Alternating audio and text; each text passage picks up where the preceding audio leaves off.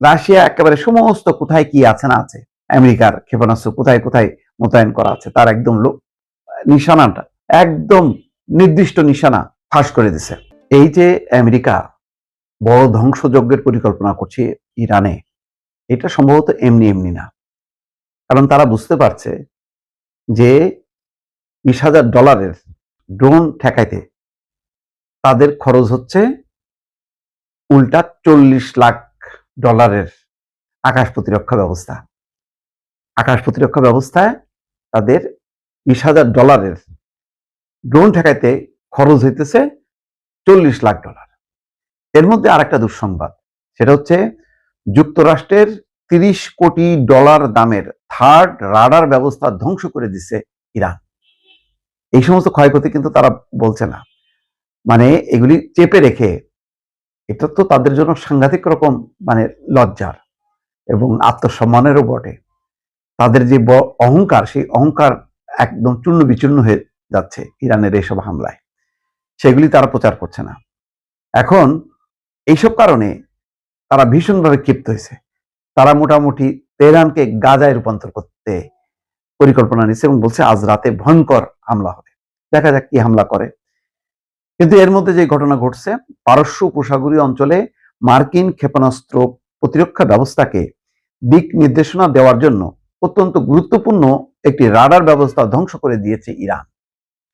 $30 কোটি মূল্যের এই রাডারটি ধ্বংস হয় ভবিষ্যতে এই অঞ্চলে হামলা ঠেকানোর সক্ষমতা বড় ধরনের ঝুঁকির মুখে পড়তে পারে। মার্কিন এক কর্মকর্তা এমন তথ্য জানিয়েছেন। তাহলে বুঝতে পারছেন যে রাডার দিয়ে যে তারা বিভিন্ন ধরনের হামলা ঠেকানোর ব্যাপারে যে দিক নির্দেশনাগুলো দিচ্ছে, সেই রাডার এখন অচল হয়ে গেছে।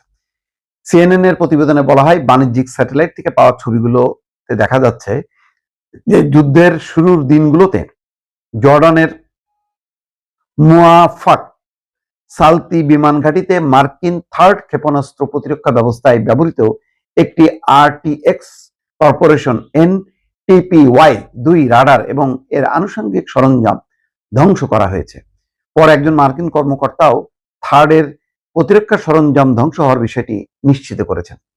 যুক্তরাষ্ট্র ভিত্তিক চিন্তক প্রতিষ্ঠান ফাউন্ডেশন ফর ডিফেন্স অব ডেমোক্রেসিজ এর তথ্য অনুযায়ী জর্ডানে ইরানের দুটি হামলার খবর পাওয়া গেছে। একটি 28 ফেব্রুয়ারি, অন্যটি 3 মার্চ। দুটি হামলাই প্রতিহত করা হয়েছে বলে জানানো হয়েছিল, কিন্তু বাস্তবে সেটা প্রতিহত করা যায়নি। ফাউন্ডেশন ফর ডিফেন্স অ্যান্ড ডেমোক্রেসিজের সামরিক এবং রাজনৈতিক শক্তি কেন্দ্রের উপপরিচালক রায়ান ব্রবস্ট বলেন, যদি ধ্বংসের বিষয়টি সত্য হয়ে থাকে তবে থার্ড রাডারের উপর এই হামলা হবে ইরানের অন্যতম সফল আক্রমণ। তবে ব্রবস্ট আরো যোগ করেন, মার্কিন সামরিক বাহিনী এবং তাদের মিত্রদের কাছে আরো রাডার রয়েছে যা আকাশ এবং ক্ষেপণাস্ত্র সুরক্ষা দিতে পারে। ফলে একক কোনো রাডার হারালে সেই ক্ষতি কিছুটা পুষিয়ে নেওয়া সম্ভব। তারপরে তো বড় ধরনের একটা ধাক্কা। এবং ইতিমধ্যে খবর বের হয়েছে যে রাশিয়া একেবারে সমস্ত কোথায় কি আছে না আছে, আমেরিকার ক্ষেপণাস্ত্র কোথায় কোথায় মোতায়েন করা আছে তার একদম নিশানাটা, একদম নির্দিষ্ট নিশানা ফাঁস করে দিছে ইরানের কাছে। আর সেই নিশানা ধরে ইরান একের পর এক ক্ষেপণাস্ত্র হামলা চালাচ্ছে, যেটা আমেরিকা একদম বেসামাল এবং বিধ্বস্ত হয়ে গেছে মানসিকভাবে এবং সামরিকভাবে, যে তারা জায়গা মতন হামলা করে সব তছনছ করে দিচ্ছে। এবং তারা বলছেও যে সব ক্ষেপণাস্ত্র ধ্বংস করা, প্রতিহত করার সক্ষমতা আমেরিকার বা ইসরায়েলের নেই। দর্শক, ইরানের বিরুদ্ধে এই যুদ্ধটা মার্কিন যুক্তরাষ্ট্রের নাকি ইসরায়েলের, এই নিয়ে মতভেদ আছে। কেউ কেউ বলছেন যে আসল স্বার্থটা হচ্ছে ইসরায়েলের, কারণ ইরান যতক্ষণ তার কাছাকাছি অবস্থান করছে ইসরায়েল নিরাপদ না। ইসরায়েল ক্রমেই পারমাণবিক বোমায় সুসজ্জিত হচ্ছে, শক্তিশালী হচ্ছে, যেটা ইসরায়েলের মতন ক্ষুদ্র রাষ্ট্র শক্তিশালী বটে, কিন্তু যার আকার আয়তন অত্যন্ত ক্ষুদ্র, যে কোনো মুহূর্তে উড়াই দিতে পারে, এমন একটা আশঙ্কা সবসময় ইসরায়েলের। সেই কারণে সে মার্কিন যুক্তরাষ্ট্রকে উদ্বুদ্ধ করছে এবং এমন এক সময় যুদ্ধে জড়ালো যেখানে ওমানে একটা আলোচনা চলছিল যারা আলোচনার মধ্যস্থতাকারী তারা বলছিল যে আলোচনাটা অনেক দূর এগিয়ে এসছে এবং শেষ প্রান্ত, আর 1-2 সিটিং দিলেই ইরানের সাথে আমেরিকার পরমাণু অস্ত্র নিয়ন্ত্রণ চুক্তি স্বাক্ষরিত হবে। এইটা যদি হয় তাহলে সবচেয়ে বিপদে পড়বে ইসরায়েল, কারণ ইরানের উপর নিষেধাজ্ঞা প্রত্যাহার হবে। যদি প্রত্যাহার হয়, ইরান আরো অর্থনৈতিকভাবে সমৃদ্ধশালী হবে, শক্তিশালী হবে, এবং ইরান যতই চুক্তিবদ্ধ হোক না কেন, ইরান তার অস্ত্র শস্ত্র দিয়ে যেভাবে নিজেকে সজ্জিত করবে সেটা নিয়ে রীতিমতো ঘুম হারাম হয়ে গিয়েছিল ইসরায়েলের। এই কারণে আলোচনার মাঝপথে বা আলোচনার পূর্ণাঙ্গ সমাপ্তির আগেই আমেরিকা হামলা চালালো। এই ক্ষেত্রে আমেরিকার যে পররাষ্ট্রমন্ত্রী মার্কো রুবিও কিন্তু তিনি বলেছেন পরিস্থিতি এমন ছিল যে আমেরিকা হামলা না করলেও ইসরায়েল ঠিকই ইরানে হামলা করত। অর্থাৎ এই আলোচনাকে নকশাত করার জন্য ইসরায়েল হামলা করে বসতো ইরানে।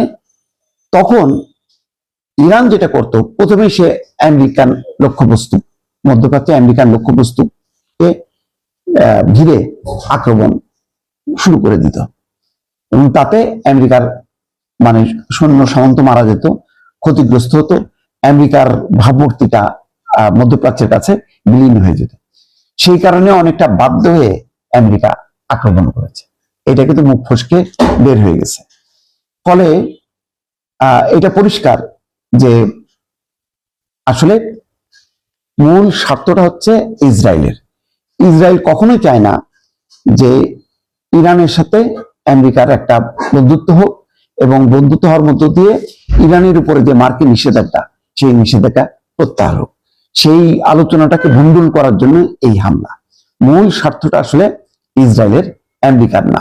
আমেরিকা শাসন ব্যবস্থা পরিবর্তন চেয়েছিল সত্য, কিন্তু যুদ্ধের দিকে যেতে চায়নি। এই কারণে যখন কি ইরানের জুড়ে বিক্ষোভ হয়, তখন কিন্তু ট্রাম্প একদম প্রকাশ্যেই বিক্ষোভকারীদেরকে মানে আহ্বান জানাইছে যে রাষ্ট্র ক্ষমতা দখল করার জন্য, এবং বলেছে যে তারা সহায়তা করবে। এমনকি বিক্ষোভকারীদের দমনে, তাদের বিরুদ্ধে মৃত্যুদণ্ডাদেশ দেওয়ার যে পরিকল্পনা, তখনও ট্রাম্প ক্ষিপ্ত হয়েছিল, এবং ইরান পরিস্থিতি আঁচ করতে পেরে কিন্তু তখন শাসকরা বলেছিল যে না, তারা শাস্তি দেবে না। এত কিছুর পরেও শেষ পর্যন্ত কিন্তু যুদ্ধ এড়ানো গেল না, শুধুমাত্র ইসরায়েলের নিজস্ব স্বার্থের কারণে। দর্শক কল্পনা করতে পারেন ইরানের কাছে যুদ্ধে যুক্তরাষ্ট্র হেরে যেতে পারে। এমন ঘটা কি সম্ভব? সম্ভব। একজন ব্যক্তি 3টা ভবিষ্যৎবাণী করছে, ইতিমধ্যে 2টা ভবিষ্যৎবাণী মানে ফুলে গেছে।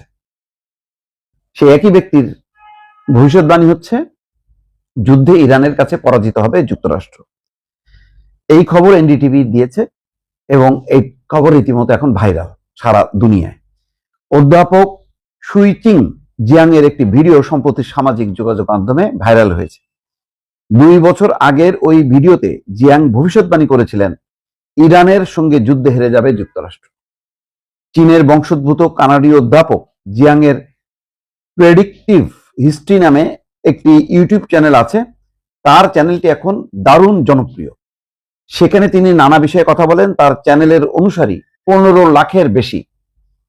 2024 সালে জিয়াং এর এমনই একটি বক্তব্যের ভিডিও এখন সামাজিক যোগাযোগ মাধ্যমে বিদ্যুৎ গতিতে ছড়িয়ে পড়েছে। ওই বক্তব্যে এই অধ্যাপক 3টি ভবিষ্যৎবাণী করেন। প্রথমটি হলো ডোনাল্ড ট্রাম্প যুক্তরাষ্ট্রের ক্ষমতায় ফিরে আসবেন, সেটা হয়েছে। দ্বিতীয় হলো তিনি ইরানের সঙ্গে যুদ্ধ শুরু করবেন, সেটাও হয়েছে। তৃতীয় হলো যুক্তরাষ্ট্র যুদ্ধে ইরানের কাছে হেরে যাবে। তাহলে 2টা হয়ে গেছে, আর এখন একটা বাকি। জিয়াং এর প্রথম 2টি ভবিষ্যৎবাণী মিলে গেছে। সামাজিক যোগাযোগ মাধ্যম ব্যবহারকারীরা এখন তাকে চীনের নস্ট্রাডামস নামে ডাকা শুরু করেছে। নস্ট্রাডামাস ছিলেন 16শো শতকের একজন ফরাসি জ্যোতিষী। জিয়াং বেজিং এর দর্শন এবং ইতিহাস পড়ান। ইয়েল কলেজ থেকে স্নাতক ডিগ্রি অর্জন করা এই অধ্যাপক পেশা জীবনে বড় অংশ জুড়ে চীনের শিক্ষা ব্যবস্থার সংস্কার এবং পাঠ্যক্রম নকশায় কাজ করেছেন। এর বাইরে জিয়াং তার ইউটিউব চ্যানেলে বৈশ্বিক ঘটনার বিশ্লেষণ এবং পূর্বাভাস দেওয়ার চেষ্টা করেন।